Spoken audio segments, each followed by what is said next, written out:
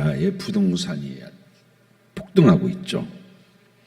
이 부동산 폭등에 분노한 국민들은 지난 서울시장 그리고 부산시장 선거에서 현 정권을 심판하는 표로 이어졌습니다.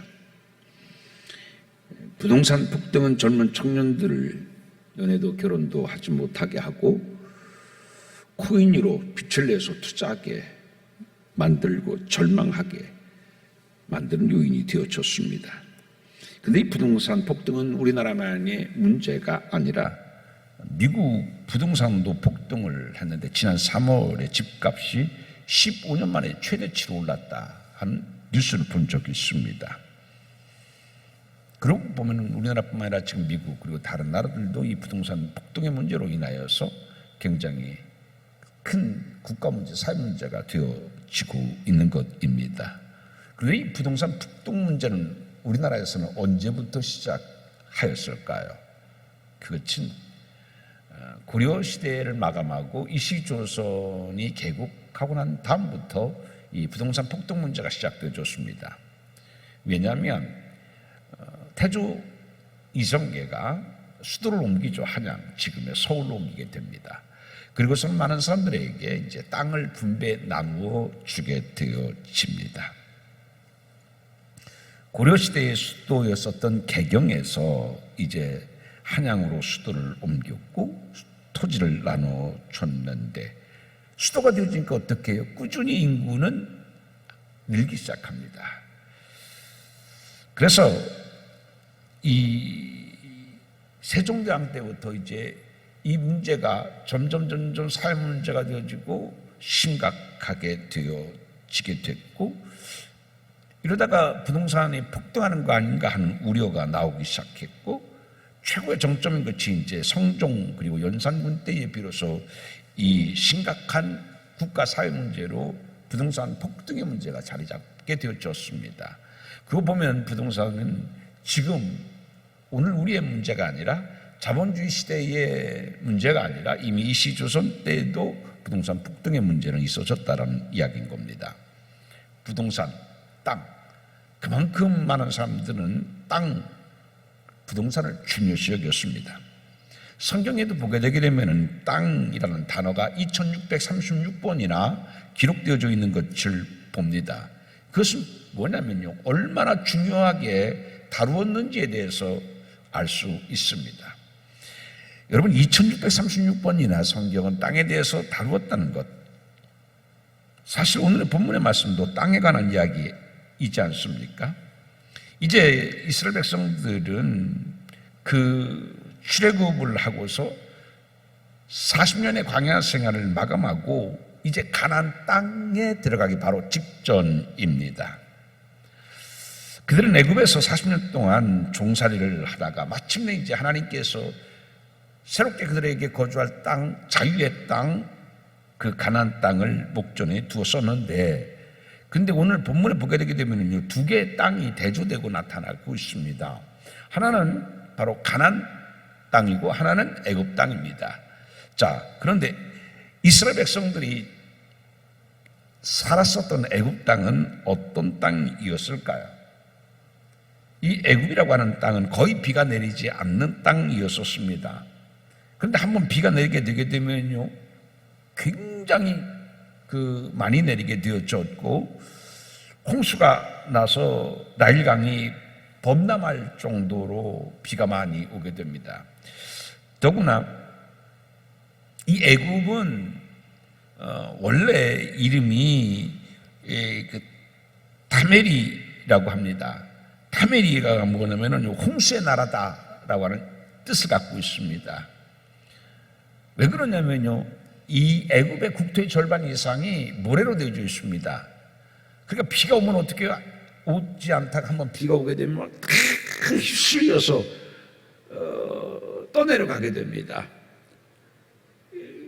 그러니까 어떤 그 저수지도 있고 뭐 돌도 있고 해서 이것도 막아주는 것이 있으면 그렇게 급류가 돼가지고서 한꺼번에 쓸려가지는 않을 텐데 국토의 절반 이상이 모래로 되어 있기 때문에 한번 오면 어떻게 막 싹 쓸려져 내려져 가게 됩니다.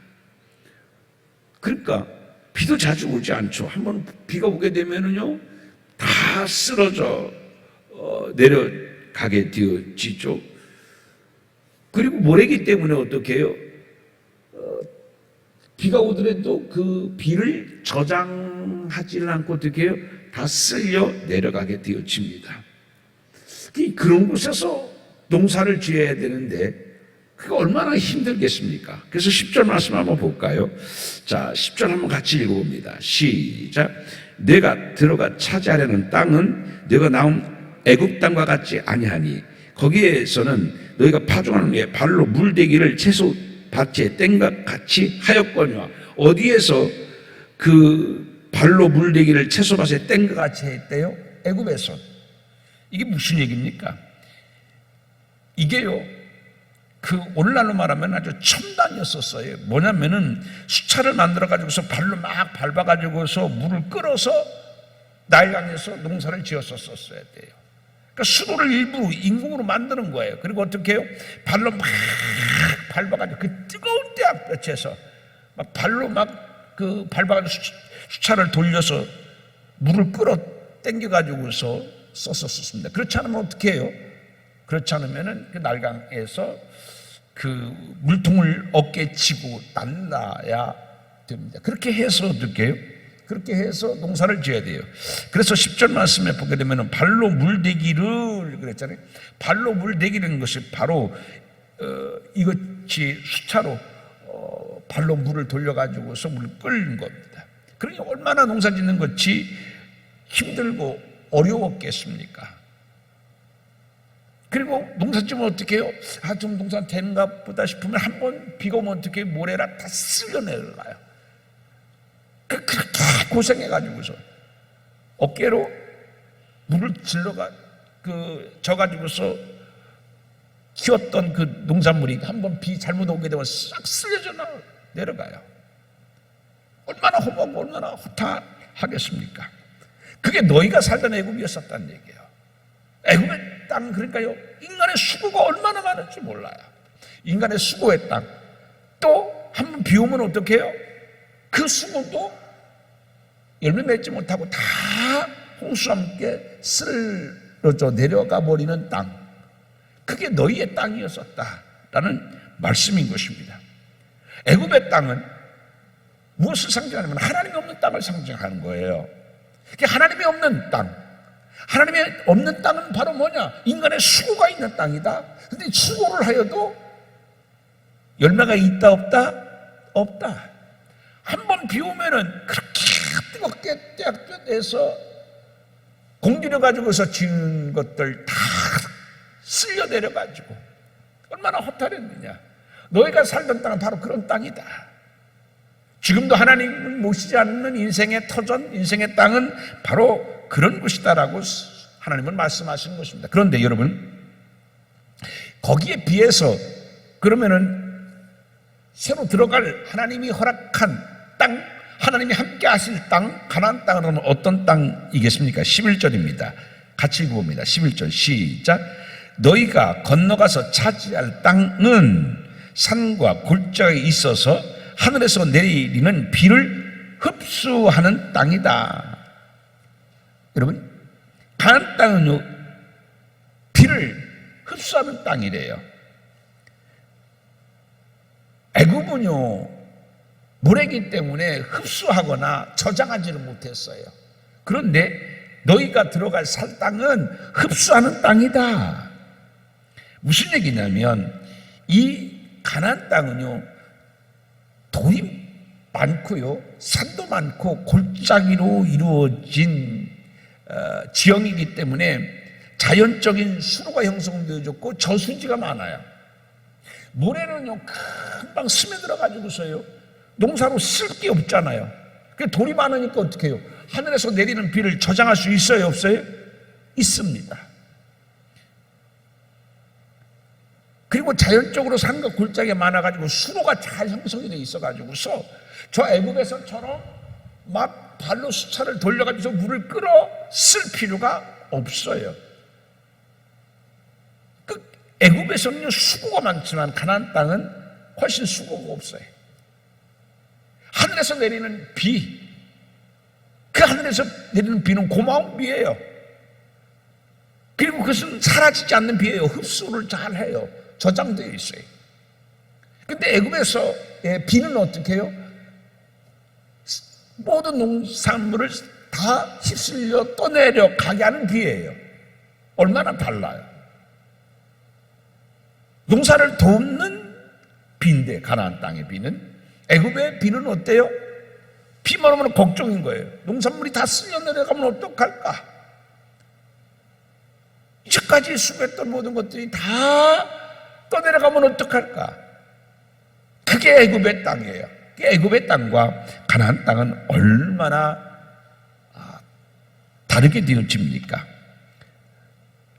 그래서 흡수를 잘해서 인간들이, 사람들이 관계시설을 일부러 만들 필요가 없어요. 여러분 생각해 보세요. 관계시설을 만들려고 하면 얼마나 힘이 들겠어요. 그렇지 않습니까? 정말 힘이 들어요. 지금처럼 포크레인 같은 것들이 있어가지고서 뭐 그렇게 손쉽게 작업하는 게 아니잖아요. 그 관계수를 만들 때는 정말 어려웠었을 거예요. 모래가 많은데 그 관계수를 잘 만들어줬겠어요. 그렇잖아요. 무너지고 또 무너지고. 근데 이 가나안 땅은 그런 땅이 아니에요. 돌도 많기 때문에, 그리고 골짜기도 많기 때문에 수로는 자연적으로 만들어주는 거예요. 그리고서 비가 와도 이것은 휩쓸려 떠내려가는 땅이 아니라 흡수하는 땅이고, 언제든지 물을 쓸 때 아주 자연스럽게 쓸 수 있는 아주 좋은 그러한 지역이다라고 하나님은 대조해서 말씀합니다. 그뿐만 아닙니다. 자, 14절 한번 읽어볼까요? 자, 14절입니다. 시작. 여호와께서 너희의 땅에 이른 비, 늦은 비를 적당한 때에 내리시니 너희가 곡식과 포도주와 기름을 얻을 것이요. 애굽에서는요 그렇지 않았었어요. 그런데 가나안 땅은 하나님께서는요 어떻게 해주신대요? 이른 비, 늦은 비를 어느 때에? 적당한 때에. 적당한 때가 무슨 뜻입니까? 필요할 때. 여러분 우리가 잘 알잖아요. 농사 주는 필요 없을 때 비 오는 것은요 해로운 비예요. 괜찮습니까? 비 오면 안 되는데, 그건 해로운 비예요. 도움이 되는 비가 아니에요. 그런데 여기 14절에서 하나님께서 말씀하신 것은 적당한 때. 무슨 말씀이에요? 도움이 되는, 꼭 필요한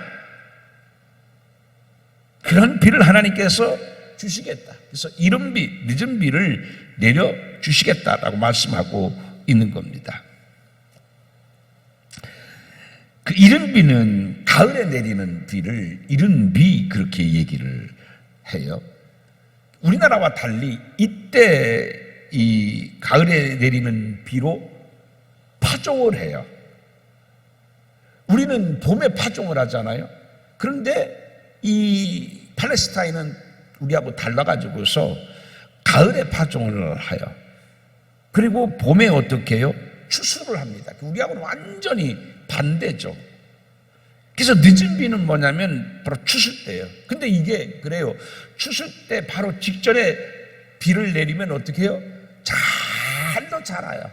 꼭 필요할 때 아주 하나님께서 그 시간에, 그 시각에 가장 필요할 때 하나님께서 이렇게 파종할 때 그 곡식이 훅 자라서 추수하기 바로 직전에 하나님께서 비를 내려 주시는 땅이 바로 가나안 땅이다.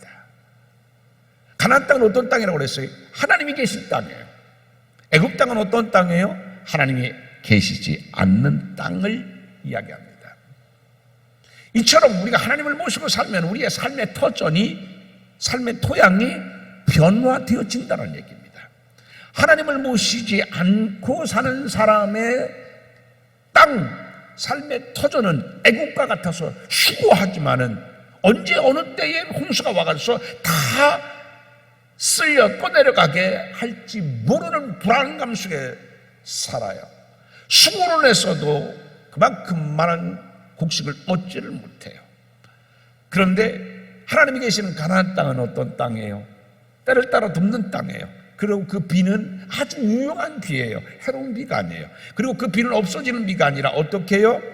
잘 흡수해서 저수지에 잘 담겨져 있어서 필요할 때마다 언제든지 갖다 쓸 수 있는 땅이 바로 이 가나안 땅이다 라고 하는 것을 하나님은 말씀하고 있습니다.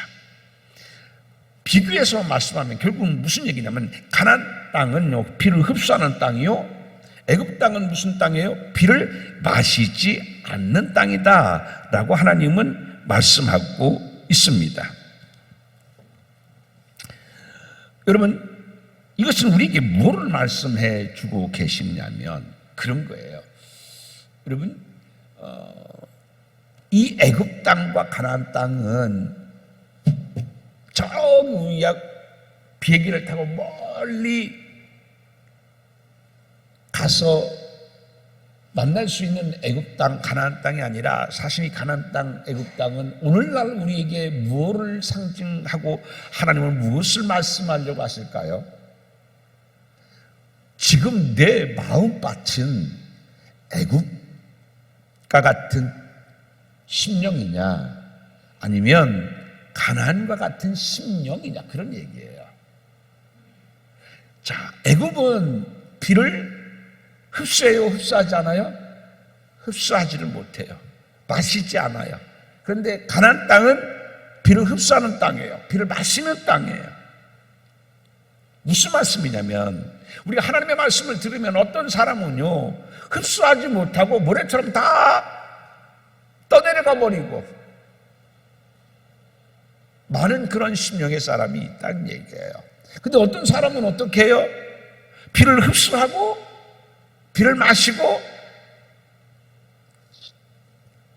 내 마음이 하나님의 말씀을 저장하는 저수지가 같은 가나안 땅 같은 그러한 심령의 사람이 있다 그런 얘기예요. 이 이야기가 우리가 비행기를 타고 멀리 가서 만날 수 있는 애굽 가나안 땅이라면 이건 우리하고는 아무 상관이 없어요. 과거의 이야기일 뿐이에요.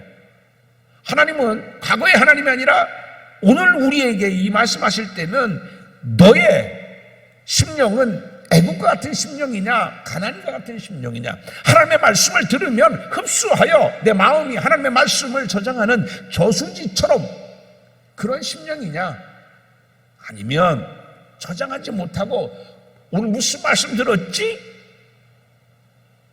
뭐라처럼 다 쓸려 들어가가지고서 생각 안 나? 그냥 얘가 들었으면 됐지? 그런 심령이냐라는 얘기예요. 하나님은 우리의 심령이 어떤 심령이 되기를 원하십니까? 흡수하여 저장하는 가나안 땅과 같은 심령이 되기를 하나님은 원하시고 오늘 너희가 그런 심령이 되어라라고 말씀하고 있는 겁니다. 그럴 때 이 말씀이 오늘 우리에게 필요한 말씀이지, 과거에 그랬다더라, 애굽 땅은 그랬고 가나안 땅은 그랬다더라고 하면 아무 의미가 없어요. 아까도 말씀했지만 가나안 땅은 하나님이 없는 땅이에요. 가나안 땅은 애굽 땅은 하나님이 없는 땅이고 가나안 땅은 하나님이 계신 땅이에요. 오늘도 우리도요, 내가 정말 하나님을 모시고 사는 심령은 하나님의 말씀을 들으면 아멘 하고 받아들이고, 그래서 그 말씀이 내 마음에서 떠나지 않냐도록 어떻게 해요?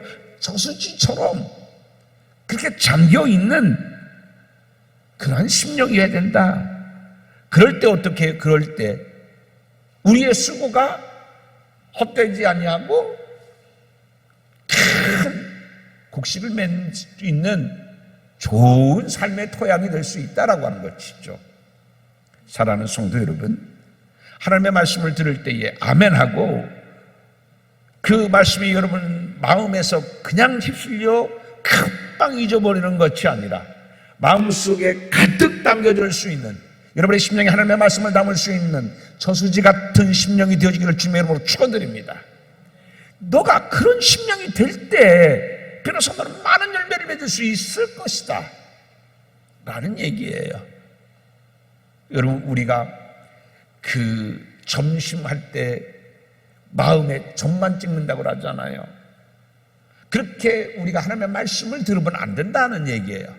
그래 오늘은 예배 드렸지 그냥 마음에 점만 찍는 것처럼 그렇게 예배 드리면 안 된다.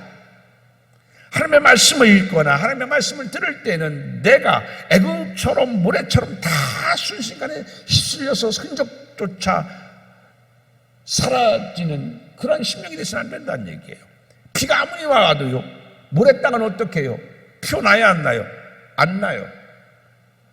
비를 마시지 않는 땅이에요. 어디 갔나 없어졌어요.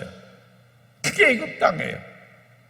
그래서 하나님 오늘 말씀합니다. 너 심령은 애굽과 같은 심령이냐? 아니면은 하나님의 말씀을 들으면 마음에 가득 담은 가나안 땅과 같은 그런 심령이냐? 하나님은 말씀하고 계시는 것입니다. 자, 여러분 12절 함께 볼까요? 12절. 자, 12절을 같이 읽어봅니다. 시작. 내 하나님 여호와께서 돌보아 주시는 땅이라. 연초부터 연말까지 내 하나님 여호와의 눈이 항상 그 위에 있느니라.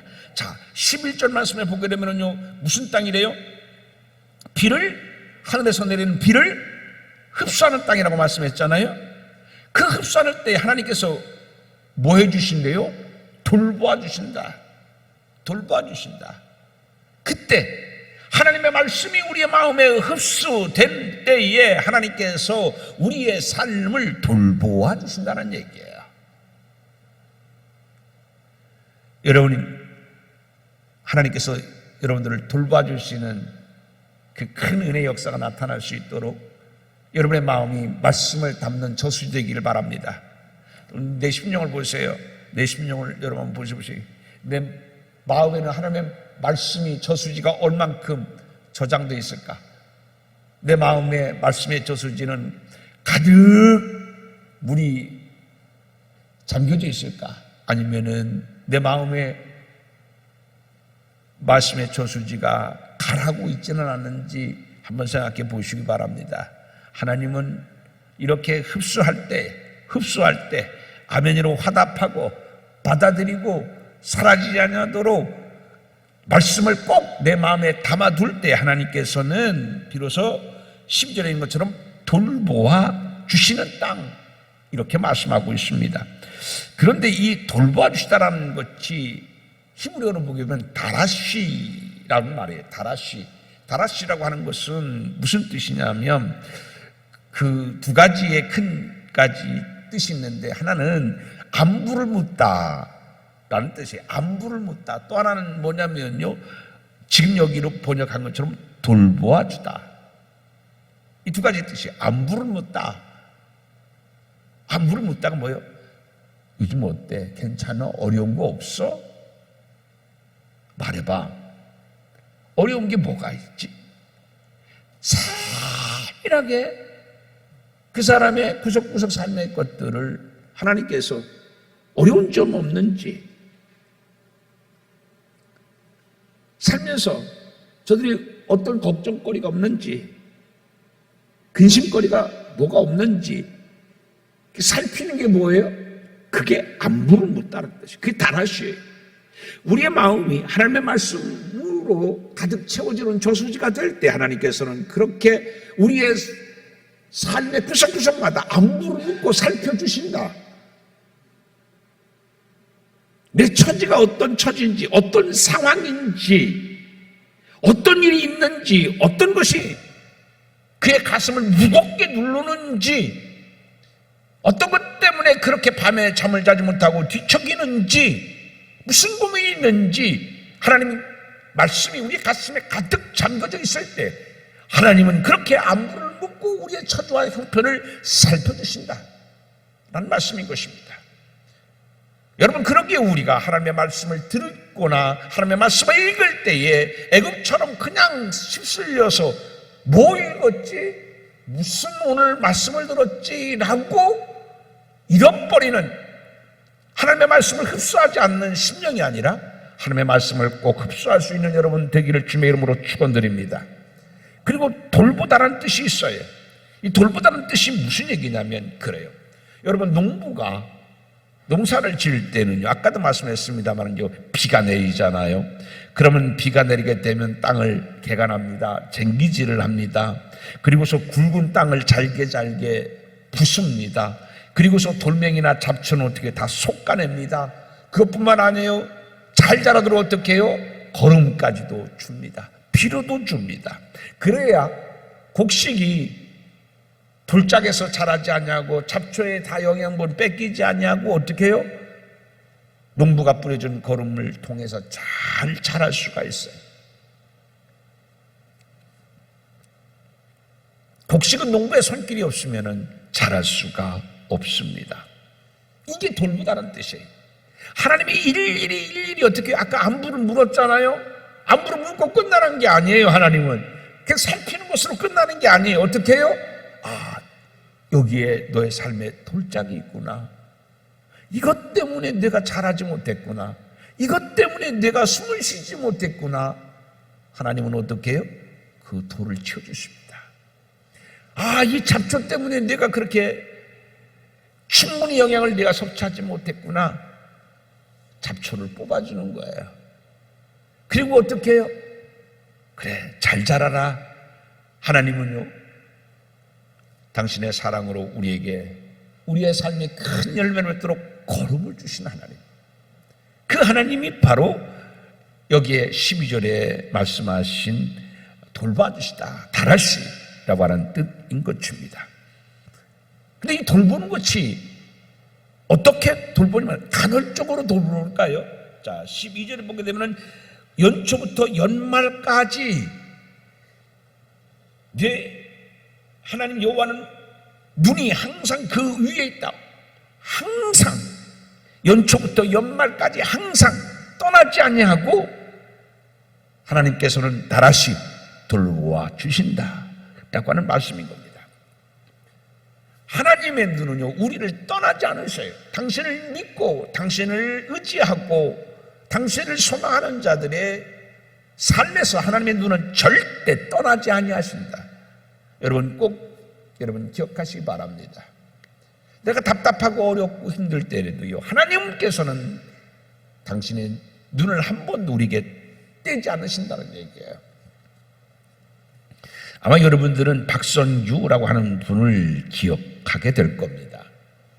예전에 KBS 앵커로 아주 그 친숙한 얼굴이었었습니다. 그분이 이명박 대통령 때 청와대 비서를 했고, 그리고서 문화체육관광부 차관을 지냈던 분인데, 이분이 그 책을 냈는데 그 책 이름이 그 희망과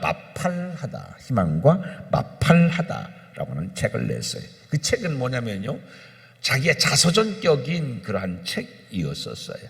자기의 살아온 이야기였었습니다. 그 박성규 차관의 부친이, 그는 아주 저 촌에서 살았었는데 그 농촌에서 부친이 이장이었었어요. 그만큼 성실했고 사람들한테 인정받고 그랬던 분이에요. 그런데 그만 안타깝게 일찍 세상을 떠나게 됩니다. 그때 박성규 씨의 그 모친 어머니의 나이가 불과 31살이었어요. 31살에 남편이 세상을 뜨자 졸지의 과부가 되어졌습니다. 그런데 박성규 씨의 아버지가 참 사람이 좋았어요. 이장하면서 어떻게 했었느냐면, 어떤 사람은 농기구를 사야 되고 어떤 사람은 비료를 사야 되는데, 아이고 나 있지 좀 보증 좀 서줘. 이장에게 와가지고 그래 얘기해요. 아이 걱정 마세요, 제가 서줄게요. 젊은 이장은 동네 어르신들, 동네 사람들의 부탁을 흔쾌히 들어줬어요. 아버지 같은 사람들이고 형 같은 사람들이고 다 그런 사람들이잖아요. 같은 마을에서 이렇게 살았으니까.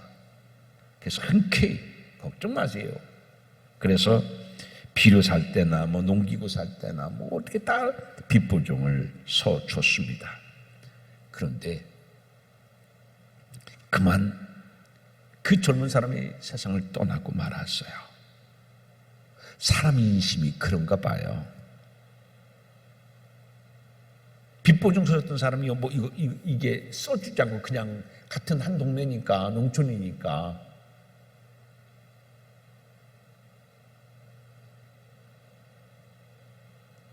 나중에 다 몰라라는 거예요. 몰라라는 거예요. 결국은 어떻게 했냐면요, 31살 그렇게 일찍 과부된 이 박성규 씨 어머니가 다 떠안게 됐어요. 다 몰라라 하는 거예요. 이제까지 살아온 정을 생각해서라도 그러면 안 되잖아요. 근데 다 몰라라 한 거예요. 그래서 할 수 없이 이 무친이 빚을 다 떠안게 되졌어요. 한 불행한 여자에게 일찍 세상을 떠서 슬픔에 잠겨있는 그 여자를 돕지는 못할 망정 그 빚을 보증쓴 건 다 모른 채 해가지고서 그 여자에게 다 떠넘기고, 참 고약한 인심이죠. 결국 이 박성규 씨의 어머니는 그 돈을 다 떠안게 되어졌어요.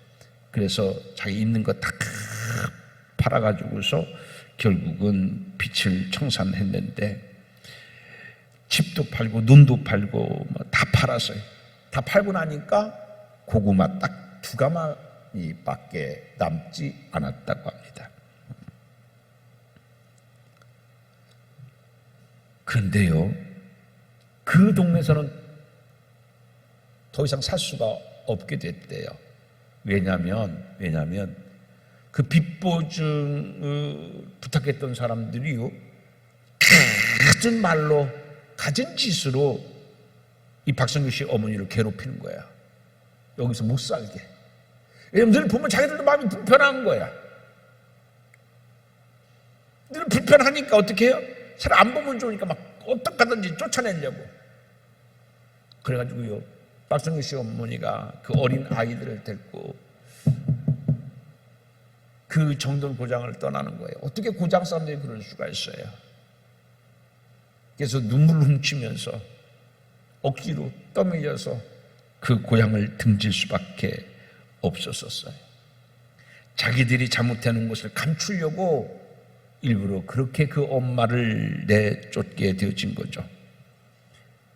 그 엄마는 어린 내 자녀를 업고 손을 잡고 서울로 올라와서 그 신길동 달동네에 정착하게 되어집니다.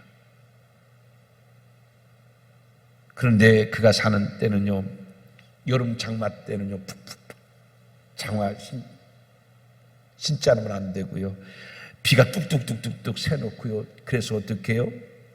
대야에다 물을 대놓고 받아야 되고요. 겨울이면 연탄가스가 들어와서요, 정말 위험할 때도 있었고요. 중독돼가지고 먹을 것이 없어가지고서 그렇게 또 고생했어야 됐고요. 치열하게 너무 잔인하게 간인했었대요. 그런데요, 이 엄마가 얼마나 억울했겠어요. 거기다가 너무 힘드니까 보통 사람 같으면요, 억울해서 또 이 힘들어가지고서 그 어려움을 어떻게 이겨낼 수가 있겠어요. 그런데 어느 날 이렇게 박성규 씨가 잠을 자다 보면요, 엄마가 흐느낀대요. 그래서 자다가 이렇게 가만히 들어보면요, 자는 척하고서 그 어머니가 흐느끼는 소리를 들으면 서러워서 흐느끼는 소리가 아니래요. 그 흐느끼는 소리는 자기의 한탄하는 흐느끼는 소리가 아니라 하나님께 기도하는 소리였었대요. 하나님은 아시죠. 하나님은 아십니다. 이제 그녀가 믿고 의지할 것은 아무것도 없잖아요. 믿고 의지했었던 신랑도 세상을 떠났고, 그렇게 믿고 의지하고 같이 오손도손 살던 동네 사람들도 다 그랬고, 이제는 낯선 곳에 와가서 사는데요, 진짜 지푸라기도 붙잡고 싶은데 지푸라기 붙잡을 것도 없고요. 하나님 아시죠? 하나님만이 내 도움에 주님, 저를 긍휼히 여겨 불쌍히 여겨 주옵소서.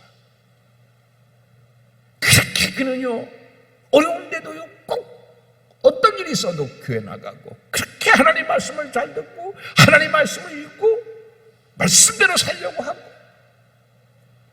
여러분, 그랬더니요, 이 사남매에게 하나님께서 축복해 주셔서 어떻게 해요?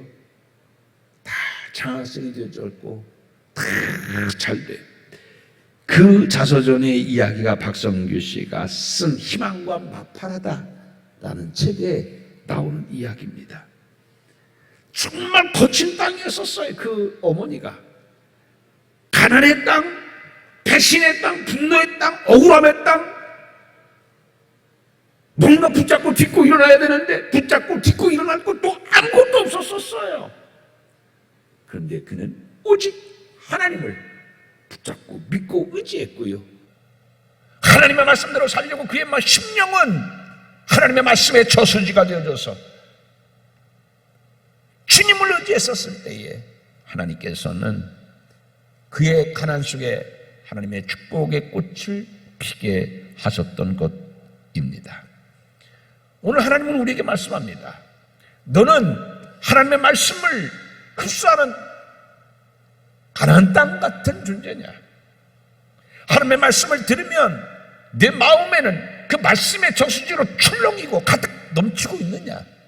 아니면 애굽처럼 모래가 돼서 탁 쓰면서 흔적처럼 찾을래야 찾을 수도 없는 그런 심령이냐? 애굽과 같은 심령이면은 거기에는 인간의 수고는 있지만은 그 수고가 결실을 맺지를 못해요. 그러나 가나안 땅은 아까도 말씀했습니다만 어떤 땅이에요? 돌이 많은 땅입니다. 그러나 돌이 많은 땅에서도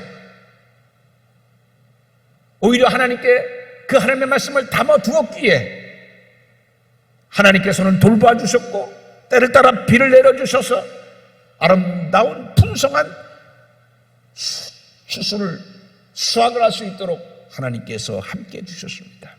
사랑하는 성도 여러분, 오늘 나는 애국과 같은 심령인지 가나안 땅과 같은 심령인지 우리 마음을 한번 잘 돌이켜 보셔서 하나님, 이제부터는 내가 하나님의 말씀을 가득가득 휩쓸려 내려가지 않냐고 모래처럼 사라지지 않냐하게 하나님의 말씀을 잘 담는 저수지가 되어 그런 심령이 되겠습니다. 그런 신앙이 되겠습니다. 그럼을 통해서 하나님의 돌보심을 통해서 여러분의 그 어려운 삶 속에서도 축복의 꽃을 피우며 살아갈 수 있는 여러분 되기를 주님의 이름으로 축원드립니다. 기도합니다. 하나님 감사합니다. 오늘 말씀 통하여서 내 심령을 돌아다 봅니다. 주여, 애국과 같은 심령이었었음을 고백합니다. 내 마음속에 하나님의 말씀이 가득 담겨진 저수지가 되어지지 못했었음을 고백합니다. 가나안처럼 하나님의 말씀을 흡수하지 못한 땅이었었음을 고백합니다. 주여, 그러나 오늘부터라도 새 심령 되어져서 가나안 심령 되어져서 하나님의 말씀을 흡수할 수 있는 땅 되게 도와주시옵시며 하나님의 말씀을 가득 담을 수 있는 저수지와 같은 우리의 심령이 되게 도와주시옵소서. 하나님의 돌보심을 통하여 우리의 삶의 축복의 꽃을 피우며 살 수 있도록 은혜 내리어 주옵소서. 믿고 감사할 때 예수님 이름으로 기도하옵나이다. 아멘.